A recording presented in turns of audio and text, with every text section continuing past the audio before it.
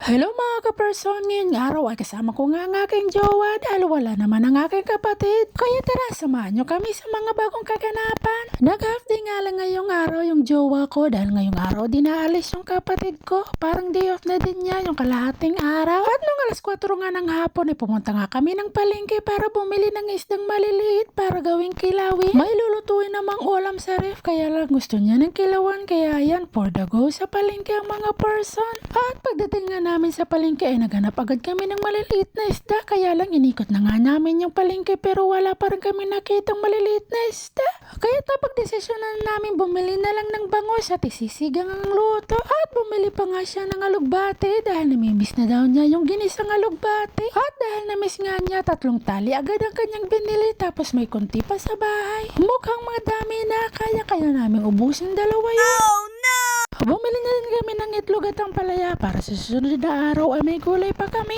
At kung kailan tapos na kami sa kapaumulan, kaya naghintay pa kami ng ilang minuto kaya lang palakas ng palakas kaya umuwi kaming basang-basa.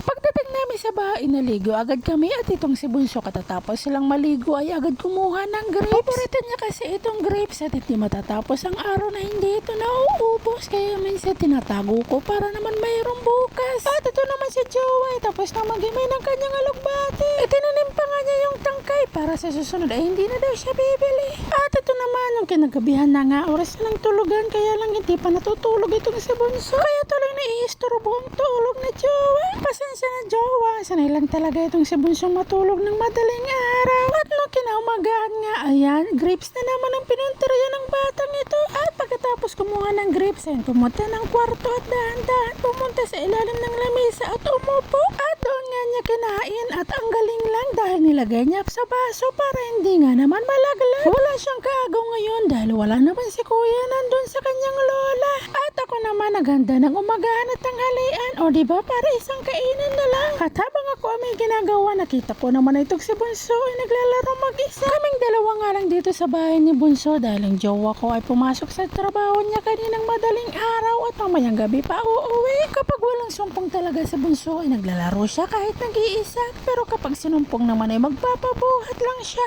At kadalasan ang cellphone ko naman ang gustong-gusto niyang panooran. Kaya kung minsan ay hindi na ako nakakapag-edit at hindi na rin ako nakaka-video dahil nasa kanya ang cellphone at pagdating sa akin ay lobat na. At nung hapon na nga habang nakatambay kami ni Bunso sa pintuan nakita ko itong bignay na pulang-pula na kaya nainggan niyo akong kumuha. Kaya ayan may dala-dala akong lagayan. Yung kaya ko lang abutin naman ang kinukuha ko. Yung pulang-pula na ang kinuha ko dahil hindi na siya masyadong maasim at kulay violet dahil yun na yung hinog niya at masarap. At ayan na nga tapos na nga ako manguha at marami nga lang langgam. Buti na lang hindi masakit mga gat at ito na nga pala yung mga nakuha ko. Hindi pa nga ako natatapos maglinis. Gustong gusto ng kumuha ni Bunso kaya yan binigyan ko ng konti tapos ito lang ang kanyang ginawa. Ay bata nga naman. At katapos magkalat ayan kumuha na ng didi at pumunta ng kwarto ay kagaling. At ito naman nung gabi na ay dumating na nga sa jowa. Hindi ko alam ay bumili pala siya ng ulam. Tapos ako ay nagluto din. Hindi niya pala nabasa yung chat ko kaya ayan ang dami tuloy naming ulam. Paano namin naubusan dalawa yan? Oh no!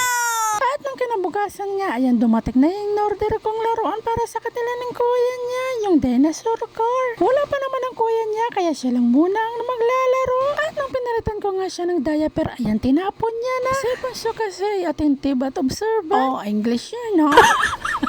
Kapag lagi-lagi mo sinasabi at ginagawa, hindi mo namamalayan ay alam niya na. At alam din niya kapag ka ako ay galit. Tapos ang gagawin niya ay pupunta sa harapan ko at tatawa-tawa. Kapag ka ako ay tumawa ay bati na kami. Sabay kiss o di kaya naman ay hug. Ikaw ba naman ay hindi tatawa kapag nakikita mo ang inosente niyang mukha? At ito na nga pagkinagabihan, sarap na naman ang apak niya sa likod ng tito niya. O siya, hanggang dito na lang. Hanggang susunod. Maraming salamat.